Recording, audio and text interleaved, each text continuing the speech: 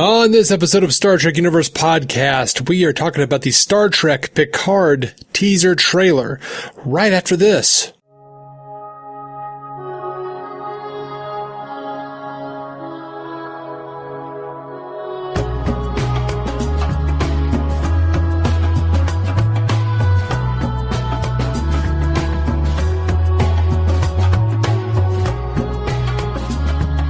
Welcome to the Star Trek Universe Podcast. My name is Matthew Carroll.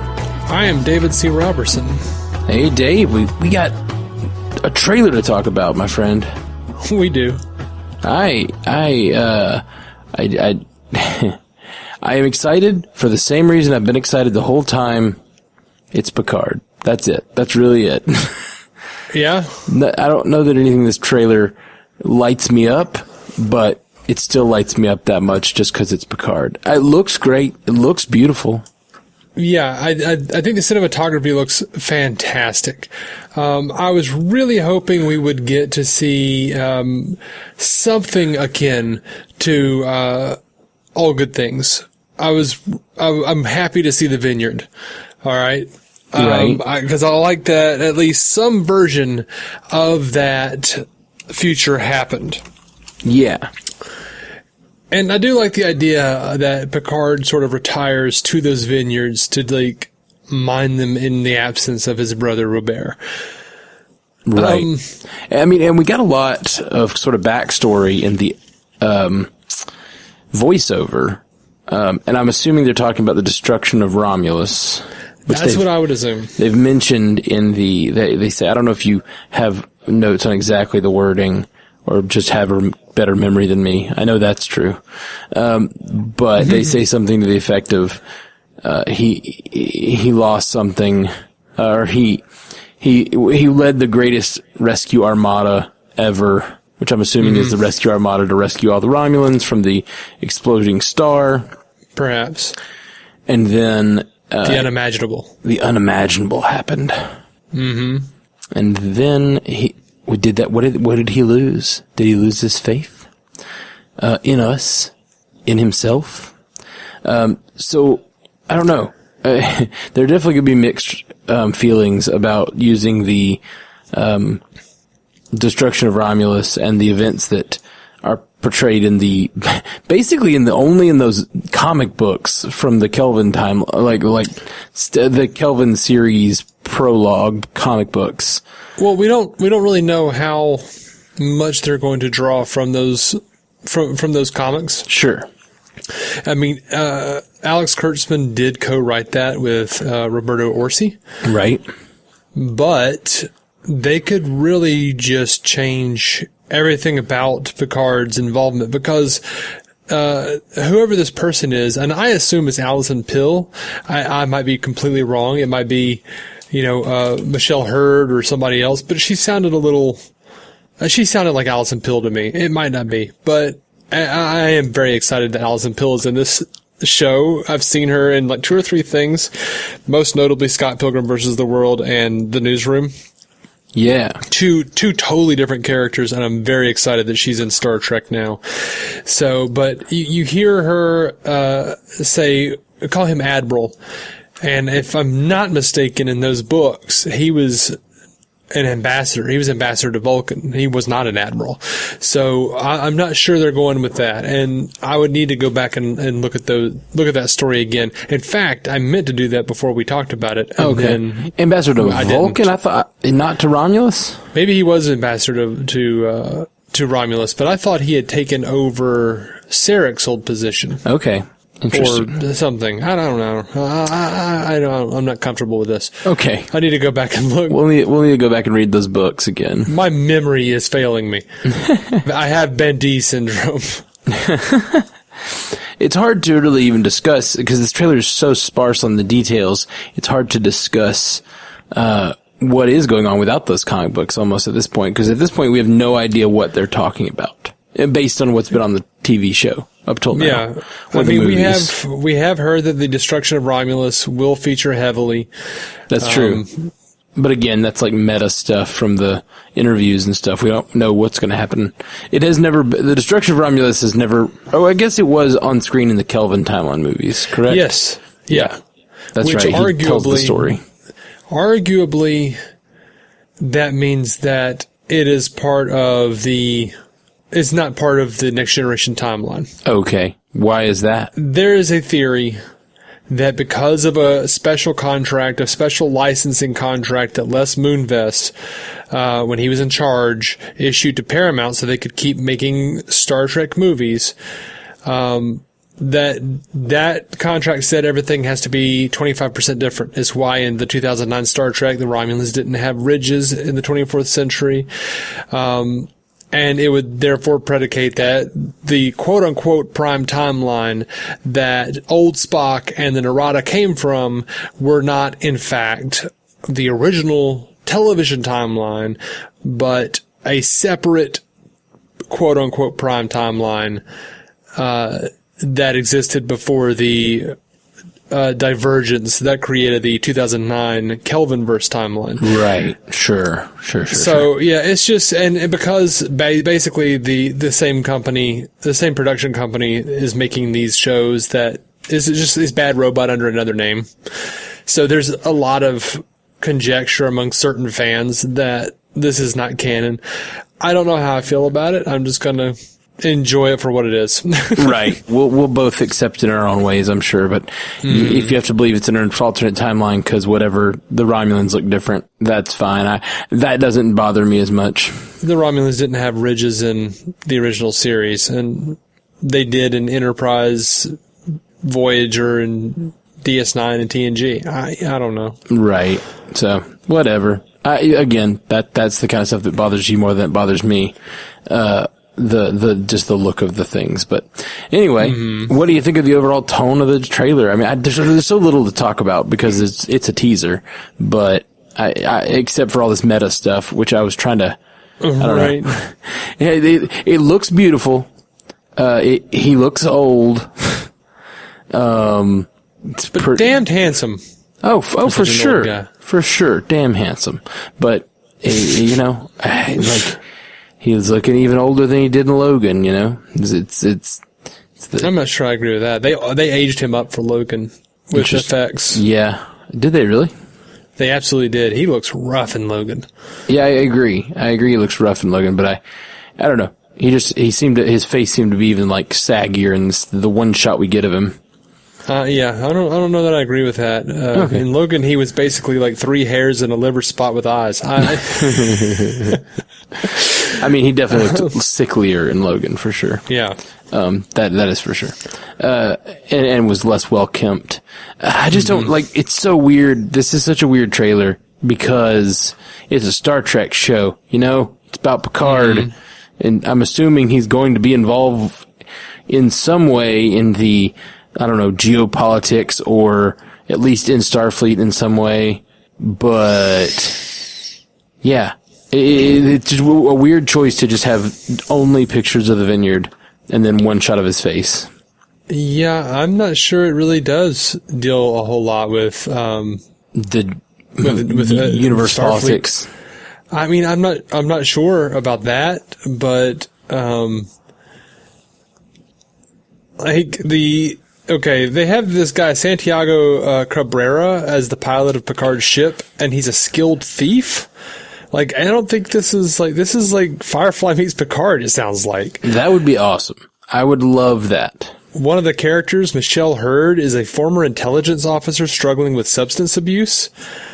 Okay, so maybe it's like a Suicide Squad with Picard at the helm. And and this is all from the Wikipedia page for Star Trek Picard. It says, retired admiral and former captain of the Enterprise, Stewart returns to the role after last portraying the character in the 2002 film Nemesis.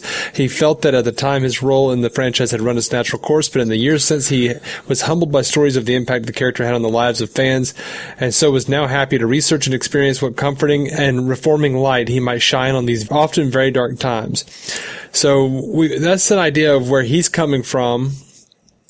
Now, they've said that Picard is in a very, very dark place, and they're hoping to evoke some of the old Roddenberry optimism, but Picard, in order to get to that light, he's going to have to like really get in the trenches and dig himself out and go through some very dark places.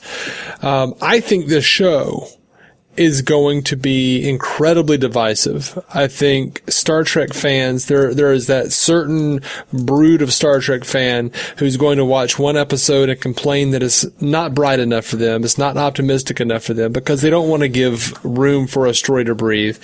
Already I'm seeing complaints about this teaser being too dark. I love this. I want more of this. I have no interest. And if it happens, if it comes, I will watch it, but I have no interest in watching any more sanitized for my protection Star Trek. I'm with you. I am with you. And I don't think this even seems that dark. It just seems like pretty images with an intense monologue. Like, I'm just like, all right. That's about all I have to say, because I'm just excited. I don't know when we're going to get it. I'm hearing rumbles that people are expecting a more extensive trailer in around Comic-Con time in like July or something. Mm-hmm. So I've heard about that as well. I guess we'll know more soon, right? Yeah. Cool. We will. And you know what? I'm excited about everything there. I don't know about all this 25% difference and all of the licensing issues. And from what I understand, Paramount and CBS or Viacom or whatever, they might be coming together on something pretty soon. But I will say, we have news from Mike McMahon saying that they just did their first table read for the Lower Decks animated show. We have Alex Kurtzman saying that season 3 of Discovery, they're finally free of canon and they'll get to be able to explore what 930 years in the future looks like. So that's exciting as crap to me. It's really exciting. I can't think about them in the future without saying like, okay, jump in 930 years in the future. Cool. But now you're giving the same problem to every show that comes before you, or that comes after you, that's in the like 24th century, you know, like from now on, everything is going to be a prequel to you, I guess. Maybe they're giving the same problem, or I don't know. I mean, they've already done that. They've already shown us 1,000 years in the future. Sure. We've seen little clips here and there. It was on Discovery. Right. But it looks like everything's pretty much just war torn anyway. You mean in 930 years? In 1,000 years. Right. Sure. Right. Well, yes, that is true. Everything looks war torn, but it also, I don't know. It just, that in itself, you know, the whole, like, the one thing that is, I've always said about Star Trek optimism, I don't care for the whole idea that you can't have conflict, obviously. If you listen to the show, you know that. But what I do care about is, like, I do kind of like the idea that the universe survives. Mm-hmm. Like, the human race is able to come together. Like, even if you have conflict among characters and people don't always agree on everything, it is still an optimistic view of the future to think that all humans came together and they were able to, like, kind of conquer space. You know, I love that, and conquer a lot of the squabbles we have now, you know? And so the idea that we didn't actually, like, that 1,000 years from now, from, you know, the 24th century or whatever, we're going to have, the entire universe has devolved into chaos or whatever. Mm-hmm. But we don't even know that. We just know that there's a war going on and that Kraft is on one side of that war. Right. Wait, is that his name, Kraft? Yeah, or Quarrel, whatever. Okay. I can't remember. I think it was Kraft. I think it was Kraft or Funny Face. Yeah, I was call him Funny Face. That sounds mean. Yeah, that sounds mean if you haven't seen the episode. It does. But I'm super excited about Star Trek Picard. I'm a little disappointed because they adamantly said it was not going to be called Star Trek Picard, and they lied to us. I think they just said, like, it's not going to be called that. And then they, like, tooled around with some names and said, I don't think it's got to be called Star Trek Picard, doesn't it? Yeah, I think so. Or they were just lying to lie. I have fully embraced, our content creators lying to us before things come out. I just don't see the point for this one. Like, if they were lying to us, just like the people with, just like the Russos saying, like, it's not going to be called Avengers Endgame. And then, like, a few months later, they're like, okay, it's Avengers Endgame.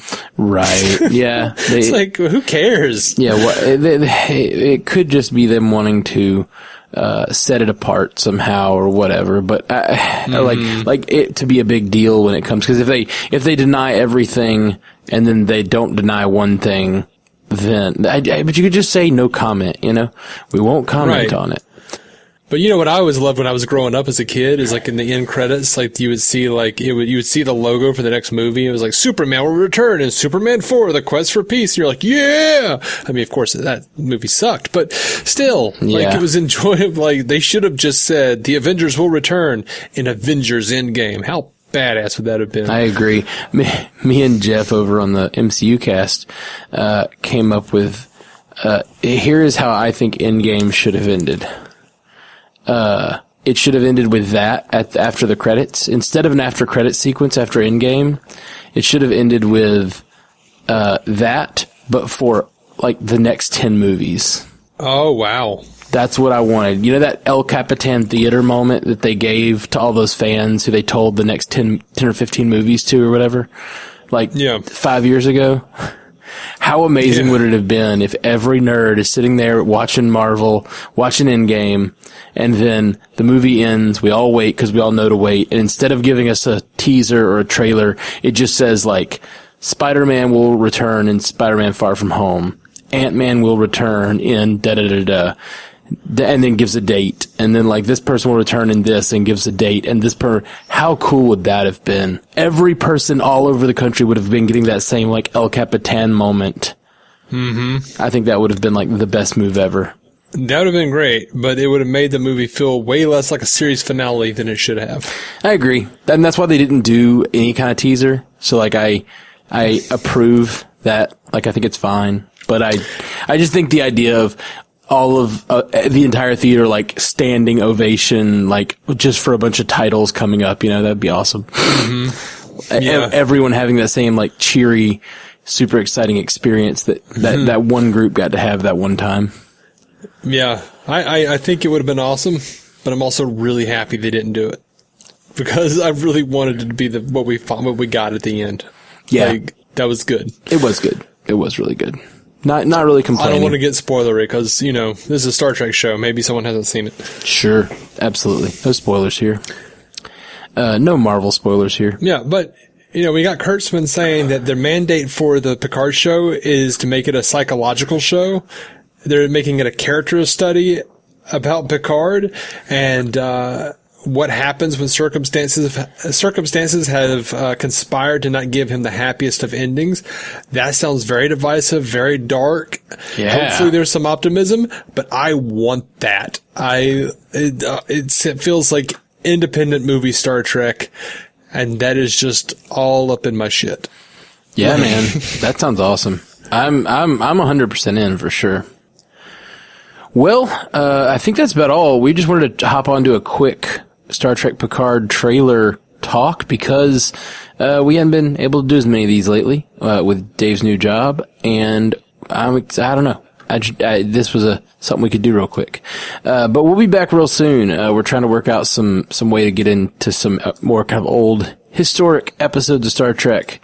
If there's anything you guys want to hear, if there's particular episodes or particular movies or whatnot that you guys want to hear us talk about, let us know on the social medias. We're Star Trek UCast all over the, the universe. So absolutely. Check it out. We'll be back real soon. Live long and prosper. To reach out to us, hit us up at StarTrekUcast.com, at Star Trek UCast on Twitter, or search for the Star Trek Universe Podcast on Instagram or Facebook. And if you want to hear more from David C. Robertson, search for the DC On Screen podcast in your podcast app now, or go to maladjusted.tv for his comedy sketches. If you want to hear more from me, Matthew Carroll, search for the Marvel Cinematic Universe Podcast or the Orville Universe Podcast in your podcast app, or check out my music. Just search for Matthew Carroll wherever you listen to music.